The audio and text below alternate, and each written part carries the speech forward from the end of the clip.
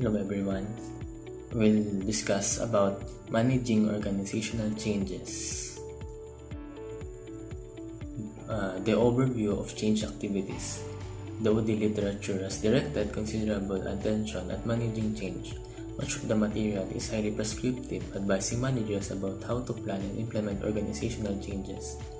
For example, one study suggested that successful managers in continuously changing organizations provide employees with clear responsibility and priorities, including extensive communication and freedom to improvise. So, ibigyan mo ng responsibilidad yung mga employees na base sa kanilang kakayahan and by allowing them to communicate through each other in order to share ideas and freedom to improvise or to create things that they can apply for the organization. And then second is explore the future by experimenting with a wide variety of locus probes, or mag-eksperimento ka ng mga bagay na pwede makatulong para sa future ng organization nang hindi ka gumagastos ng malaki.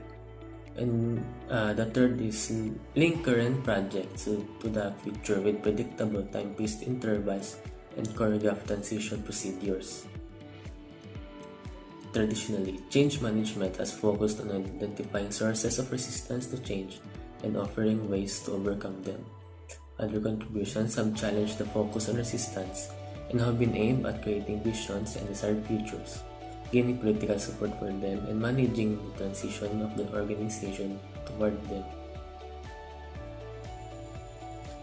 So these are the activities contributing to effective change management. First is motivating change, creating a vision, developing political support, managing the transition, and sustaining momentum. So the activities contribute to effective change management and are listed roughly in the order in which they typically are performed. Each activity represents a key element in change leadership. The first activity involves motivating change and includes creating a readiness for change among organization members and helping them address resistance to change. Leadership must create an environment in which people accept the need for change and commit physical and psychological energy to it. Motivation is a critical issue in starting change because ample evidence indicates that people and organizations seek to preserve the status quo and are willing to change only when there are compelling reasons to do so. So, sa motivating change, nagawa ka ng positive environment na sa loob ng organization para matanggap ng mga members yung mga pagbabago o yung pag-transition from the present state papunta sa desired state. And the second activity is concerned with creating a vision and is closely aligned with leadership activities. The vision provides a purpose and reason for change and describes the desired future state.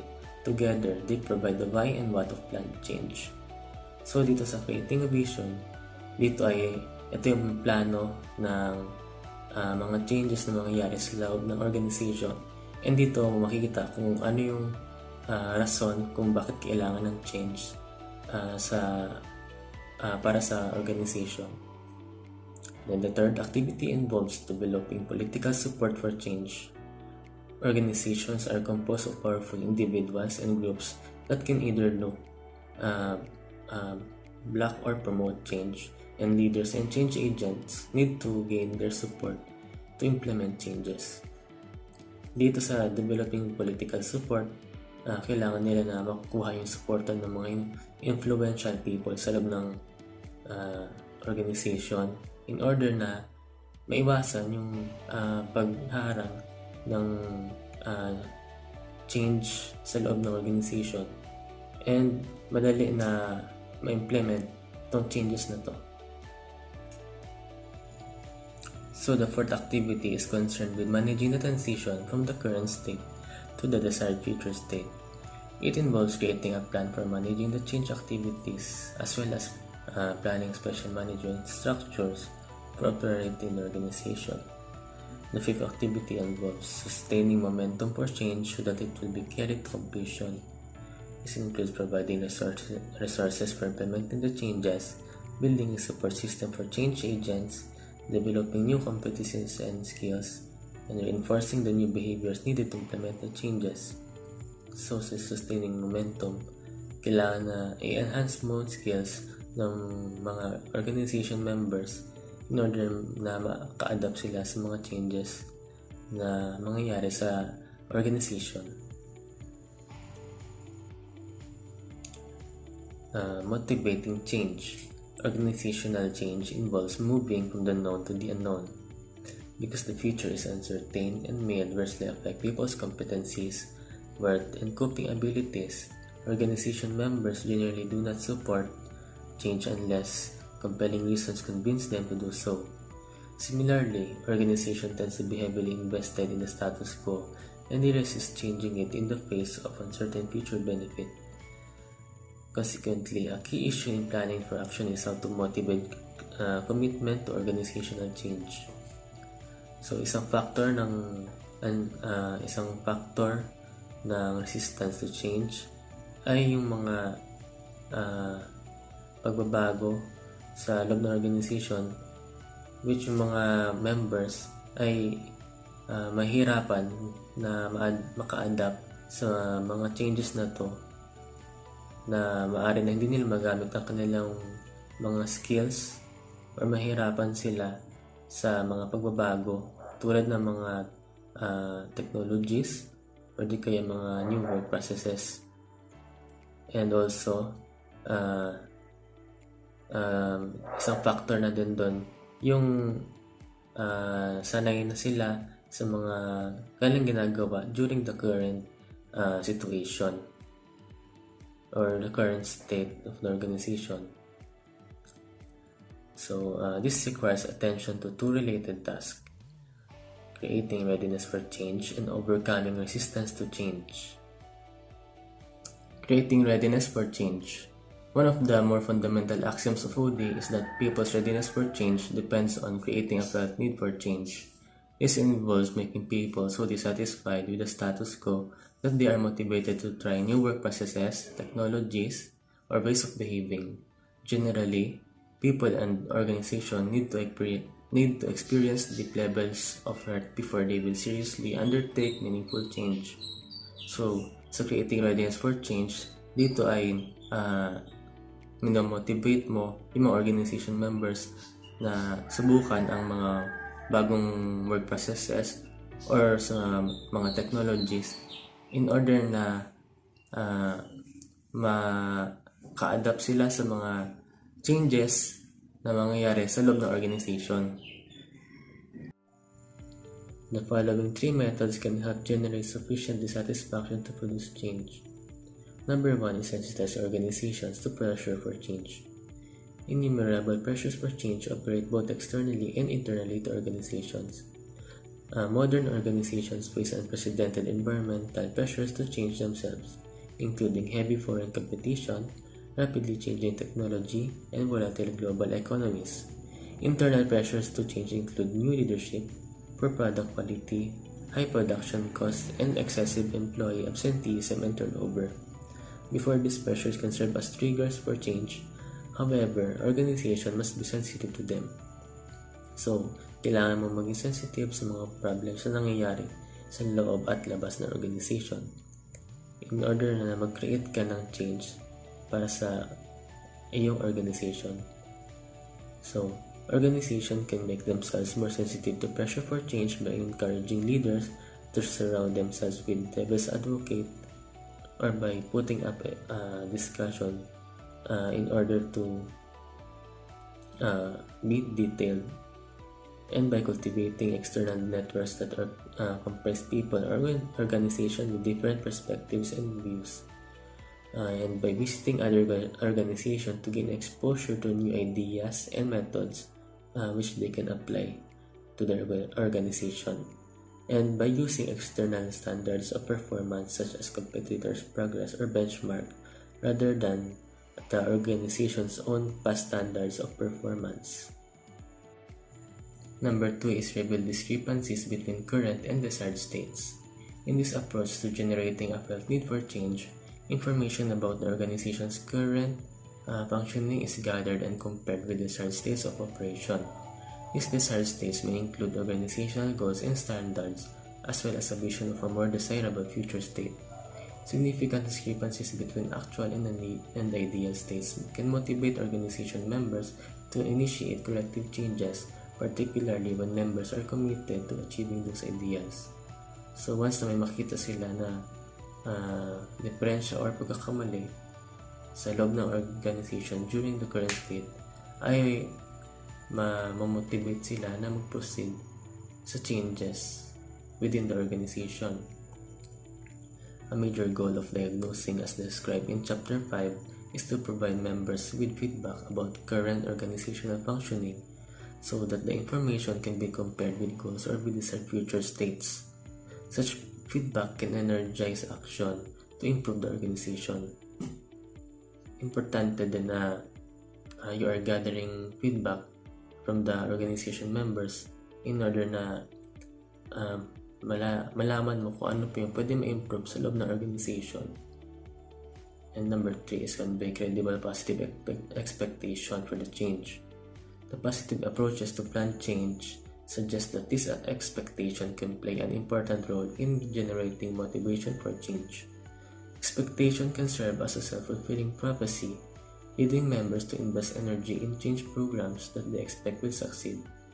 When members expect success, they are likely to develop greater commitment to the change process and to direct more energy into the constructive behaviors needed to implement it. So, in order na ma-accept ng mga organization members yung change, ay kailangan mo ipaintindi sila kung bakit kailangan magkaroon nito at kung paano makatulong o makaka-benefit sa mga tao sa loob ng organization. The key to achieving this positive effect is to communicate realistic, positive expectation about the organizational changes. Research suggests that information about why the change is occurring, how it will benefit the organization, and how people will be involved in the design and implementation of the change was most helpful. So, kailangan mo makipag-communicate sa mga organization members para malaman nila kung ano yung magiging effect ng changes na to at paano makatulong sa organization. Overcoming resistance to change. Change can generate deep resistance in people and in organization, thus making it difficult, if not impossible, to implement organizational improvements. At a personal level, change can arouse considerable anxiety about letting go of the known and moving to an uncertain future. People may be unsure whether their existing skills and contribution will be valued in the future, or may have significant question about whether they can learn to function effectively and to achieve benefits in the new situation. So, isang factor ng resistance to change ay yung competencies and skills ng mga organization members ay maaari na hindi nila ma-apply to once na magkaroon ng change sa organization. And mahirapan din sila maka-adapt sa mga pagbabago which can lead to less productivity sa mga tao doon sa loob ng organization. At the organization level, resistance to change can come from 3 sources. First is technical resistance. It comes from the habit of following common procedures in the organization and the consideration of sunk cost invested in the status quo, or meaning ay malaki yung kanilang na-invest during the current situation na hindi na nila mababawi. Second is political resistance. It can arise when organizational changes threatens powerful stakeholders such as top executive or staff personnel, or call into question the past decision of leaders. So, maaari ma-threaten yung mga nasa mataas na pwesto sa loob ng organization na maaari na mawala sila sa pwesto or matanggal sila sa loob ng organization. And then, the third is cultural resistance. It takes the form of system and procedures that reinforce the status quo, promoting conformity to existing values, norms, and assumption about how things should operate. So dito ay sanay na yung mga tao sa organization about the system and procedures sa organization at mahihirapan na sila na baguhin to. There are at least 3 major strategies for positively dealing with resistance to change. Number 1 is empathy and support. A first step in overcoming resistance is learning how people are experiencing change. This strategy can identify people who are having trouble accepting the changes, the nature of the resistance, and possible way to overcome it. But it requires a great deal of empathy and support. It demands a willingness to suspend judgment and to see the situation from another's perspective, a process called active listening. When people feel that those people who are responsible for managing change are genuinely interested in their feelings and perceptions, they are likely to be less defensive and more willing to share their concerns and fears. So, kailangan mong pakinggan yung mga hinaing ng mga organization members para malaman mo kung paano nakaka-apekto sa kanila yung mga possible changes. And need to be in touch with them in order na mag-share pa sila ng kanilang mga concerns at problems. Pangalawa is communication. People resist change when they are uncertain about its consequences. Lack of adequate information fuels rumors and gossips and adds to the anxiety generally associated with change. Effective communication about changes and their likely results can reduce this speculation and allay unfounded fears. It can help members realistically prepare for change. However, communication is also one of the most frustrating aspects of managing change. So, dahil sa mga rumors or mga sabi-sabi na kumakalat sa organization ay maaari na maka-apekto sa mga tao doon at maaari na magkaroon ng takot sa kanila itong pagkakaroon ng changes. So, to overcome it, kailangan mo makipag-communicate sa kanila at i-explain kung bakit kailangan ng changes sa organization at kung paano ito makabenefit sa kanila in order na mabawasan yung takot na kanilang nararamdaman. Number 3 is participation and involvement. One of the oldest and most effective strategies for overcoming resistance is to involve organization members directly in planning and implementing change. Participation can lead both to designing high-quality changes and to overcoming resistance to implementing them. Members can provide the diversity of information and ideas which can contribute to making the innovations effective and appropriate to the situation. They also can identify pitfalls and barriers to implementation. Involvement in planning the changes increases the likelihood that members' interests and needs will be accounted for during the intervention.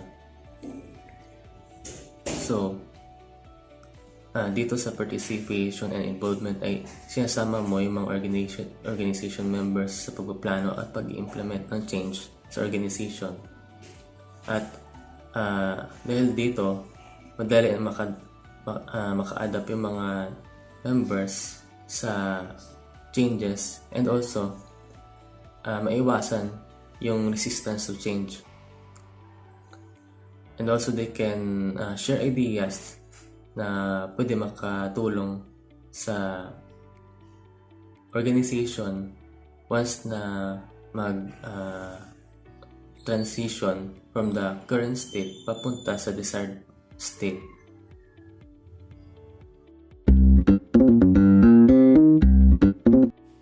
Creating a vision.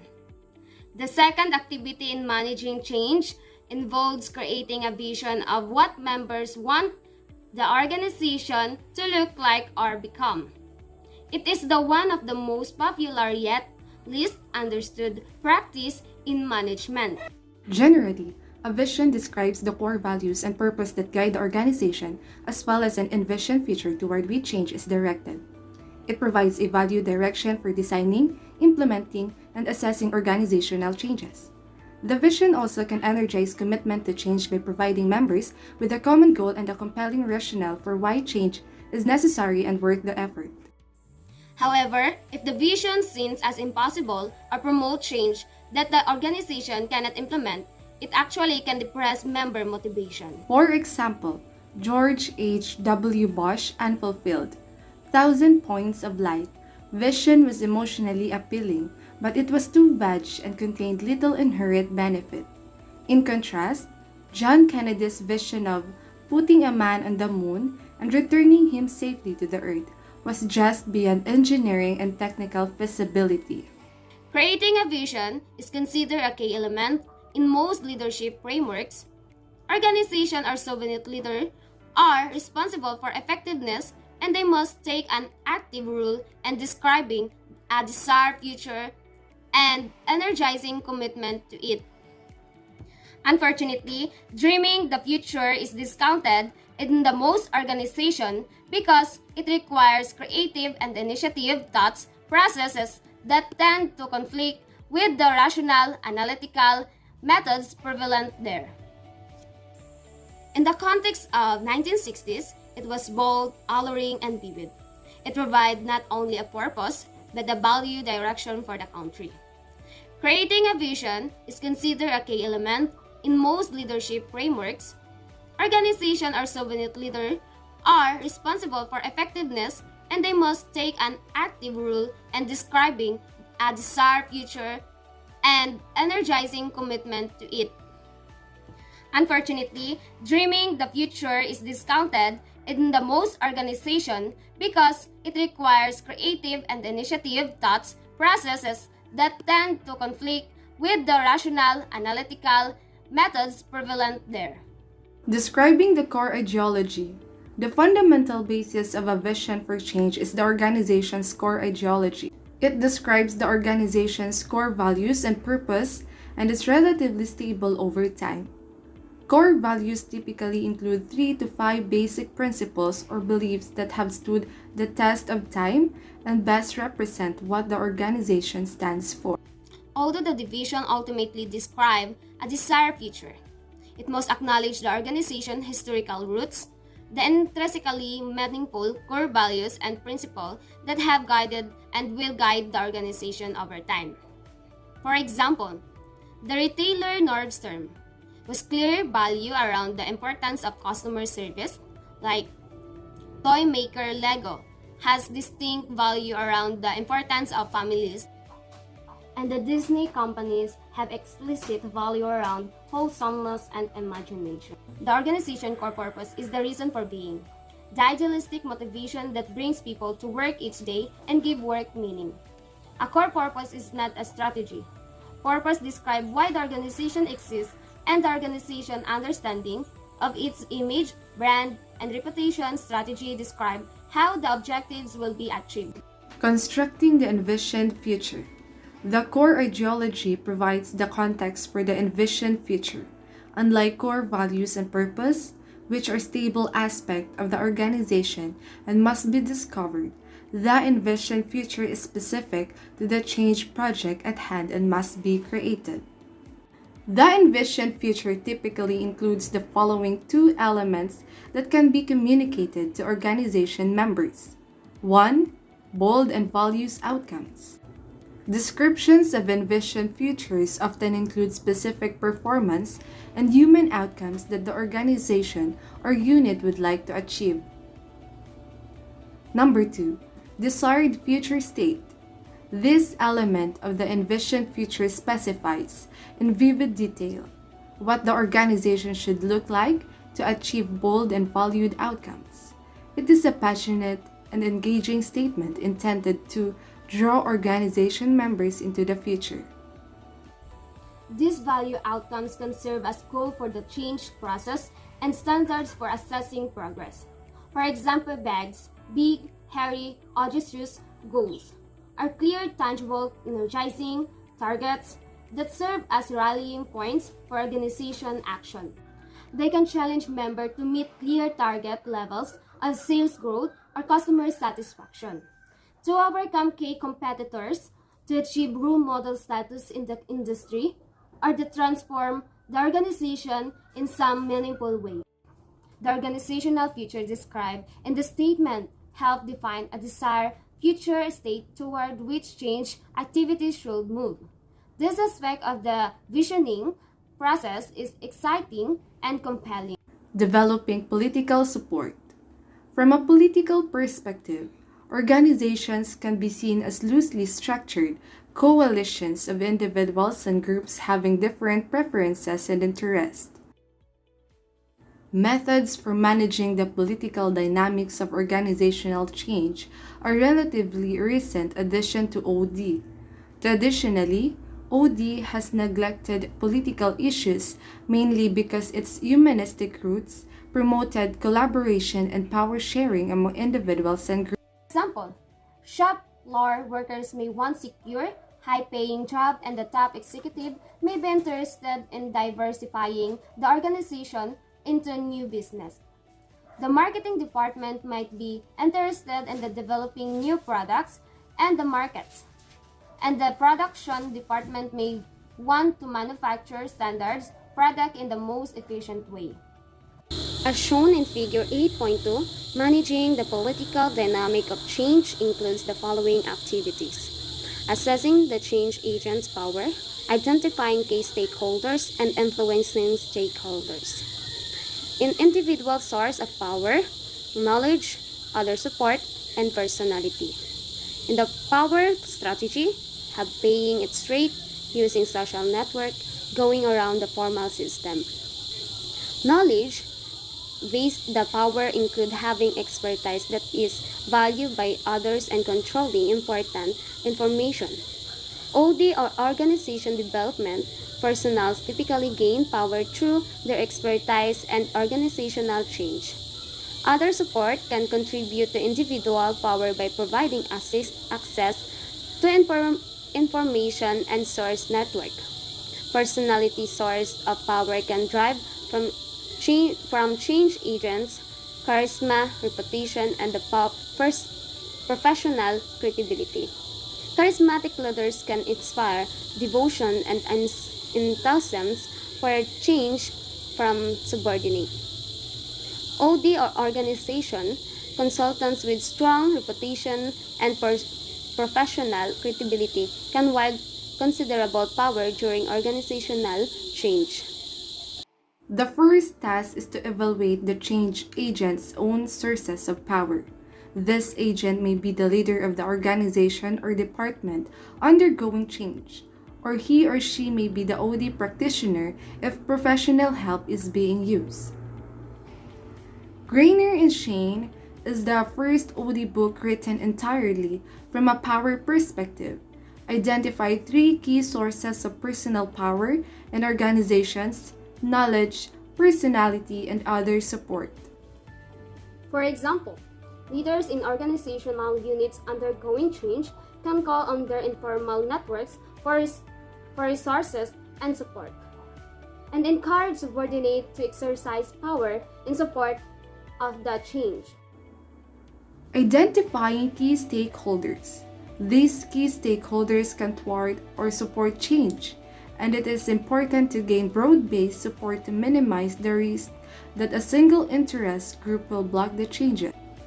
As organizations have become more global, network, and customer-focused, and change has become more strategic, it is also important to identify key external stakeholders.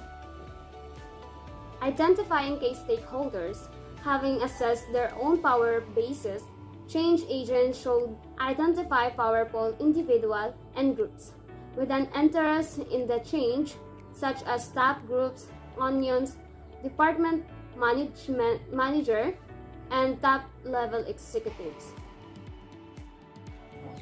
Key customer regulatory agencies, supplier, and their local community. for example, can exert considerable influence over change. Identifying key stakeholders ay maaaring magsimula sa simpleng tanong na who stand to gain or to lose from the change. Once stakeholder are identified, maaaring maging pakipakinabang ang paggawa ng mapa ng kanilang impluwensya. The map could show a relationship among the stakeholders in terms or who influence whom and what the stake are for each party. Influencing stakeholders. This activity involves gaining the support of key stakeholders to motivate a critical mass for change. There are at least 3 major strategies for using power to influence others in OD: playing it straight, using social networks, and going around the formal system. It involves determining the needs of particular stakeholders and presenting information about how the change can benefit them.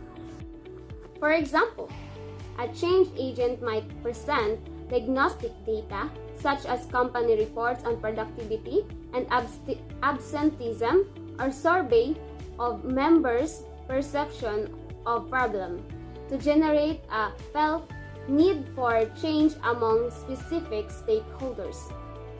Managing the transition. Beckard and Harris pointed out that the transition may be quite different from the present state of the organization and consequently requires special management structures and activities. It is shown in Figure 2. Organization change as transition. The current state, transition state, and the desired future state. It was introduced by Beckard and Harris to require a transition period during which the organization learns how to implement the conditions to reach the desired future. It is also to change that involves moving from an existing organizational state to a desired future state.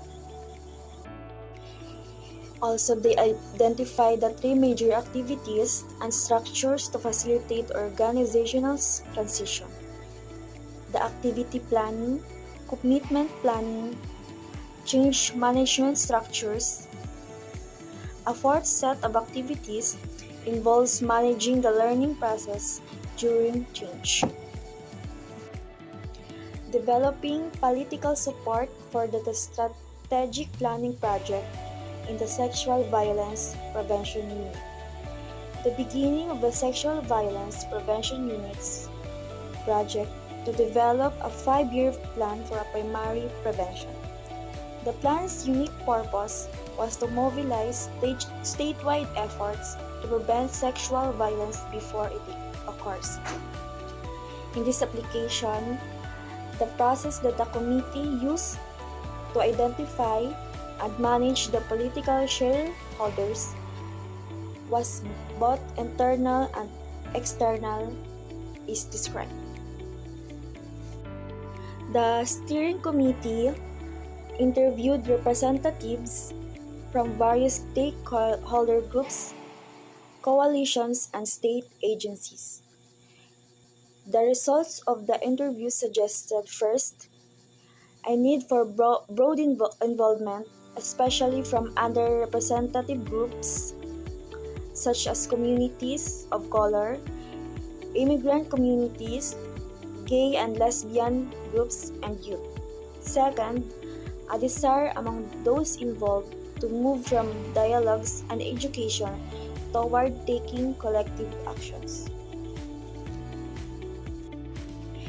In response to this data, the organizational development consultant proposed a two-way strategic planning.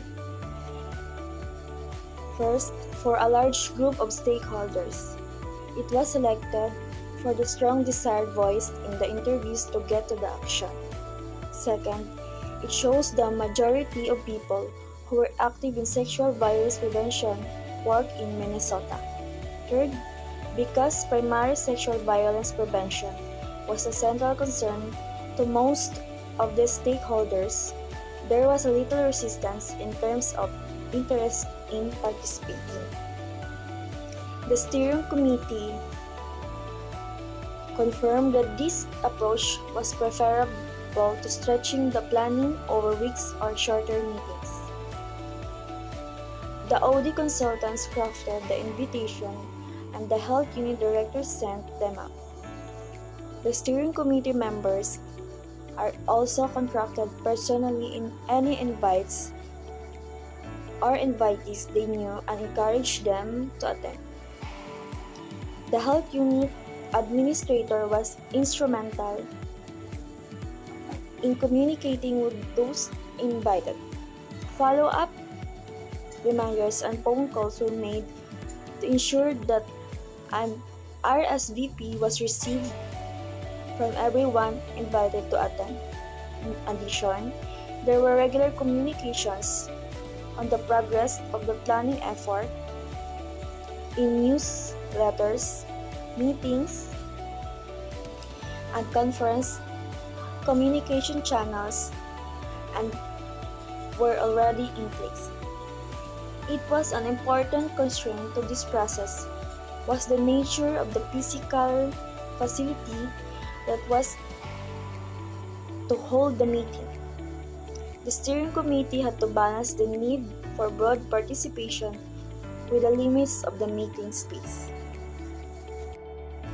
Sexual Violence Prevention Action Council. This is the forum that the department hosted to engage in education and dialogue on the issue. Spectrum of Prevention, developed by the Prevention Institute, that the desired or diverse stakeholders coming together around the issues and had adopted a framework. Without this foundational work, it had been risky to attempt to get stakeholders aligned around a strategic plan in a 2-day meeting. Online survey. It was sent to all invitees so that even those who could not attend the retreat would have a voice in the planning. Conducting the meeting. Using a large group OD process over 2 days, participants worked together to create the framework for a strategic plan. Part of the plan agenda was to have stakeholders sign up for an action team toward the end of the 2 days. The survey was also sent to those others who were not invited to the retreat. They were encouraged to pass the survey on to the other stakeholders who might be interested in these plans. Close to 100 people responded to the survey. A majority of respondents provided contact information and volunteered to help with the plan implementation. The dilemma faced during the session was in trying to get focused strategies and a very diverse group of stakeholders to take action. Actions would need to occur both at the state level and within individual communities. Going to the meeting, the steering committee was not sure that the team sign-up process would work. They agreed to meet during on the lunch on the second day to review the work and to determine how to move the group toward action. During the lunch meeting, the steering committee decided that the strategies were not clear enough to create teams at the meeting. While the group was concerned about losing people's action commitment, they believed it was more important to have teams that made strategic sense and utilized limited resources well.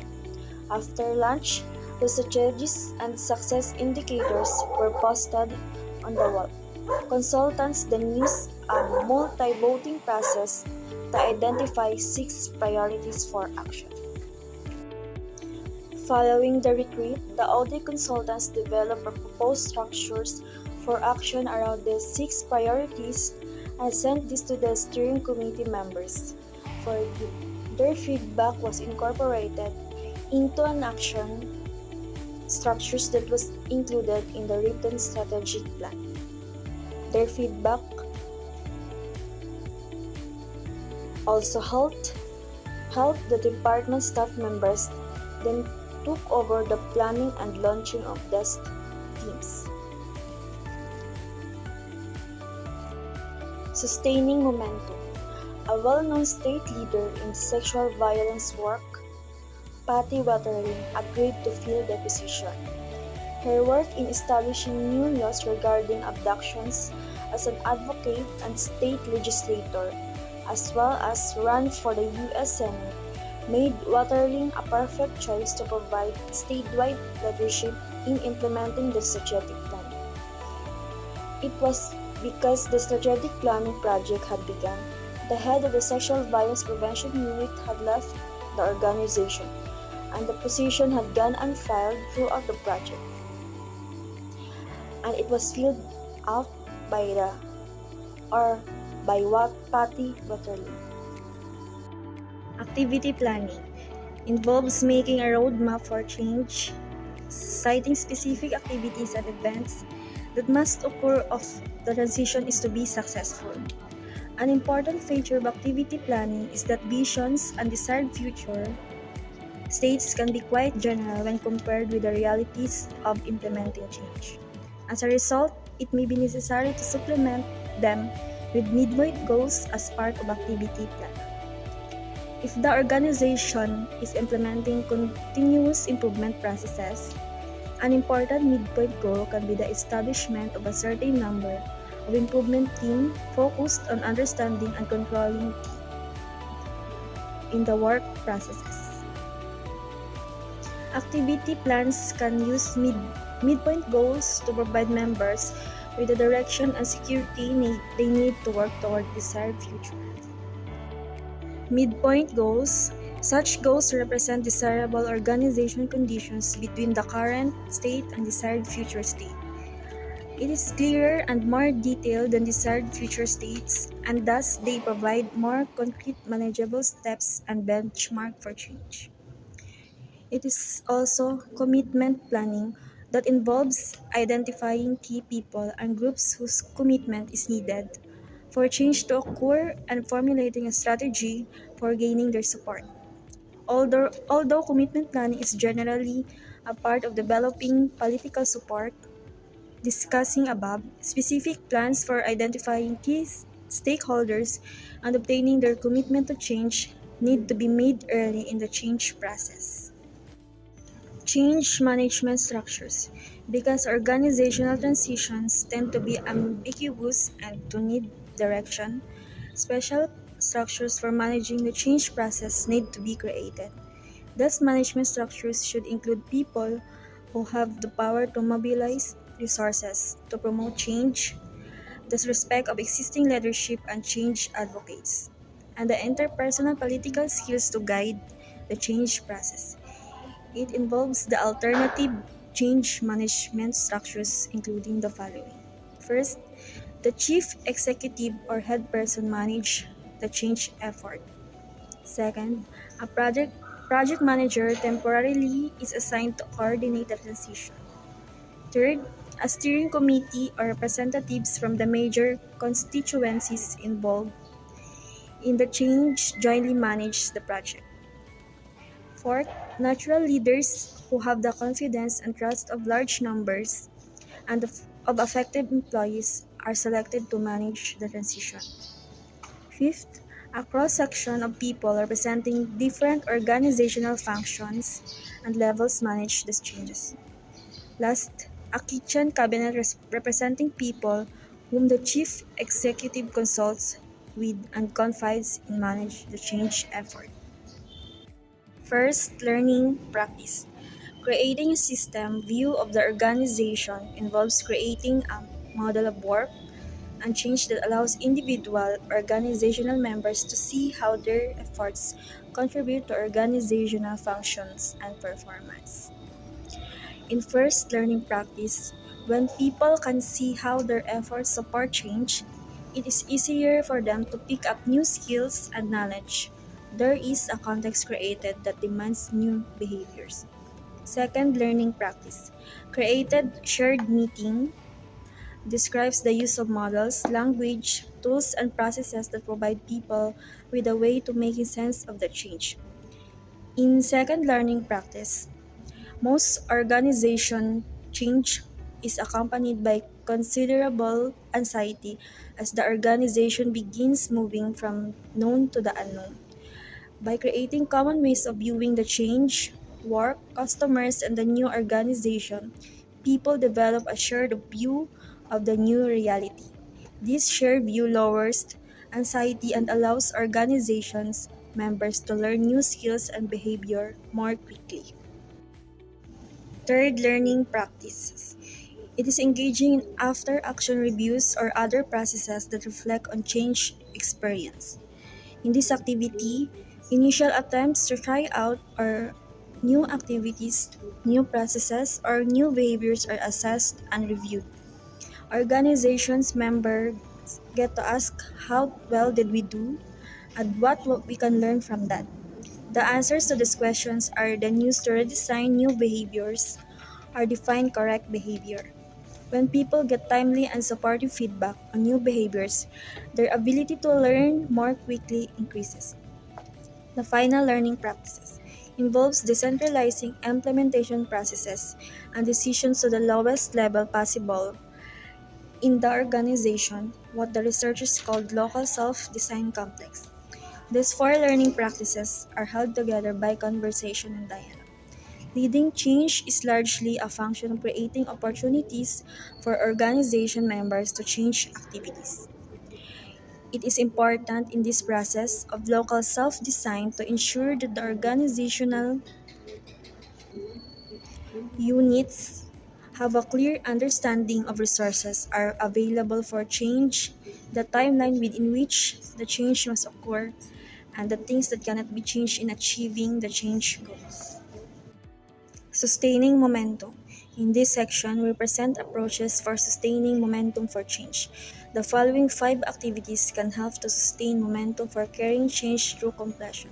First, providing resources for change. Second, building a support system for change agents. Third, developing new competencies and skills. Fourth, reinforcing new behaviors. And last, staying the course. Once organizational changes are underway, explicit attention must be directed to sustaining energy and commitment for implementing them. The initial excitement and activity of changing often dissipate in the face of practical problems of trying to learn new ways of operating. A strong tendency exists among organization members to return the old behaviors and well-known processes unless they receive sustained support and reinforcement for carrying the change through to completion. Providing resources for change. Implementing organization change then requires additional financial and human resources, particularly if the organization continues to day-to-day operations while trying to change itself. These extra resources are needed for such change activities as training, consultation, data collection and feedback, and special meetings. Extra resources are also helpful to provide a buffer as performance may drop during the transition period.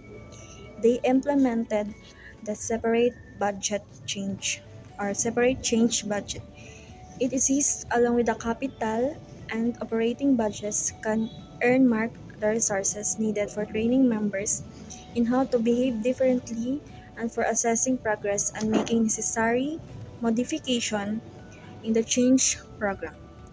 Unless these extra resources are planned for and provided, meaningful change is less likely to occur.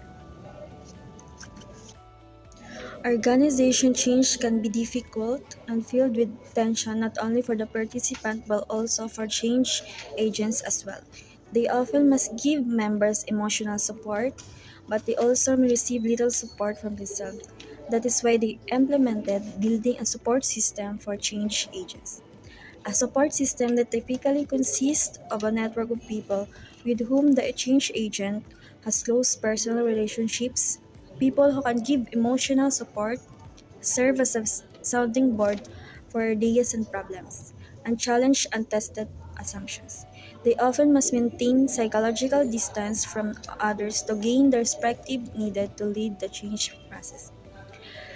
example, the OD professionals or organizational development professionals often use trusted colleagues as shadow consultants to help them think through difficult issues with clients and to offer conceptual and emotional support.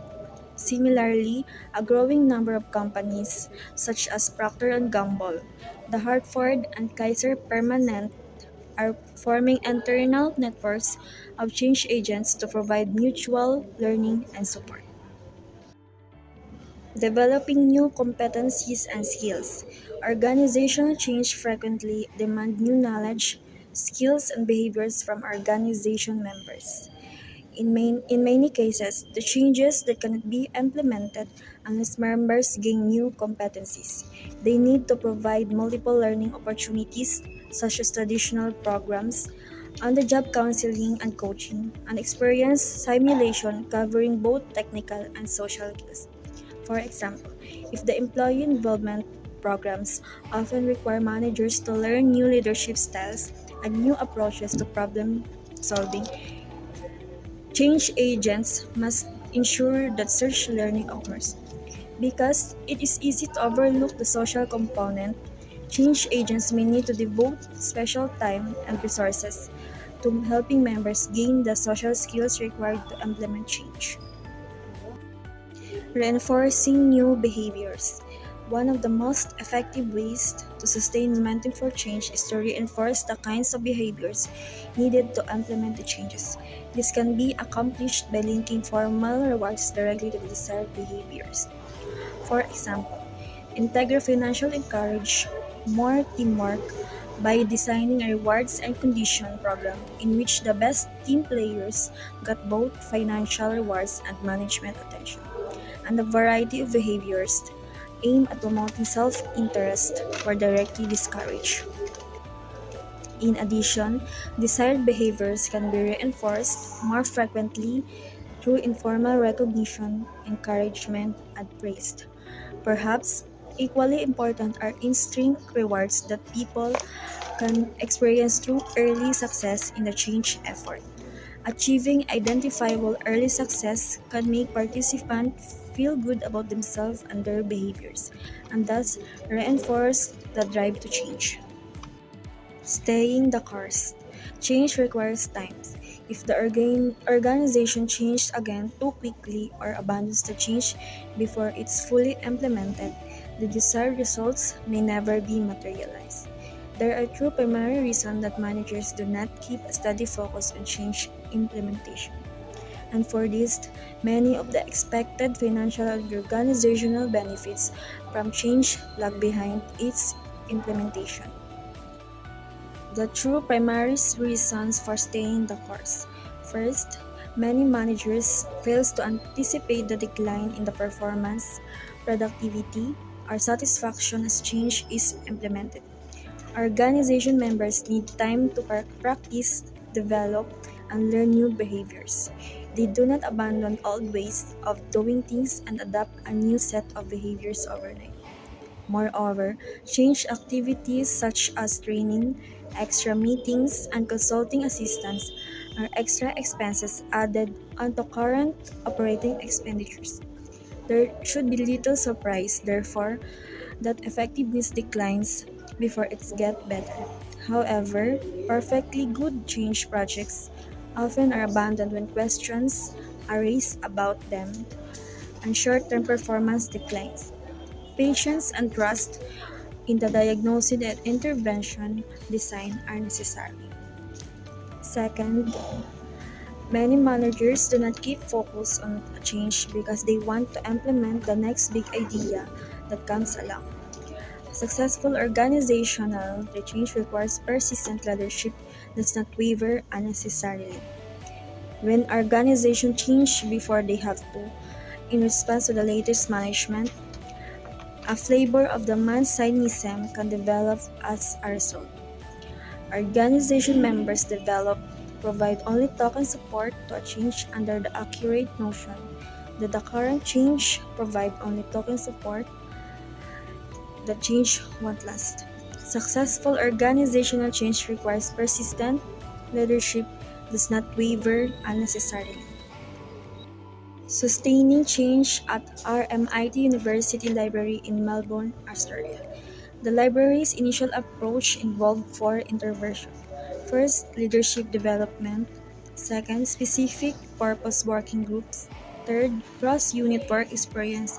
And last, increased involvement in professional associations. Leadership development. As part of a broader university-level leadership development program led by RMIT, the RMIT University Library worked to strengthen its leadership activities or capacity. Since 2008, the library has recognized 18 to 20 staff as a leadership group. The group identified the positive and negative elements of the library's existing culture. Desirable changes to the culture were identified, and a variety of culture changes and development activities were provided to equip managers to support the agreed direction. This included participating in the lead RMIT courses, which expert eternal facilitators of a few months. The CUE program. For example, these had little knowledge or experience in the technical services areas, and those in technical service areas tended not to have experience working with library users. To overcome this silo effect and build a more flexible workforce, cross-units work experience opportunities called CUES were instituted in 2008. Under the system, managers were invited to create training opportunities that were placed on an internal register. Specific purpose working groups. A variety of specific working groups were created to encourage more often and innovative approaches to changing environment. For example, the new professionals group was created with the intention of entrenching a positive organizational structure and developing new savvy and capability. It was hoped that the information of this group would support the less experienced professionals to act as change agents. Similarly, the innovative librarians or innovatives group focus on exploring new technologies, communicating this to staff, and making recommendations as to how this might be used. The cross-unit work experience have the involvement in professional associations. To maximize this, innovative activity requires buy-in which extends beyond leaders and select individuals. As a result, the university librarian promoted involvement in professional associations and led by example.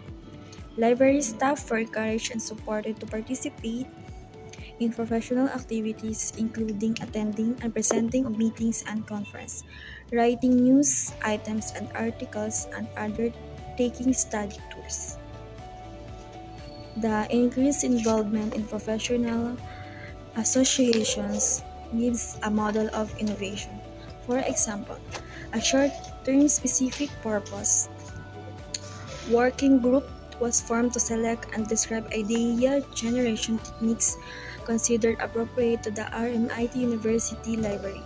This group is also called Develop Approaches for Strengthening Ideas.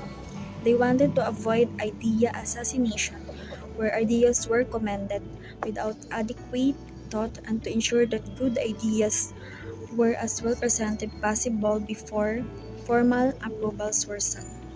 They necessitate clarifying criteria used to decide whether or not to accept and implement suggestions, and reaching agreement on a template for making suggestions and providing feedback, to ensure this work was not associated from reality. Techniques were piloted on current library projects. These are the sustaining change at RMIT University in Melbourne, Australia. Shoes.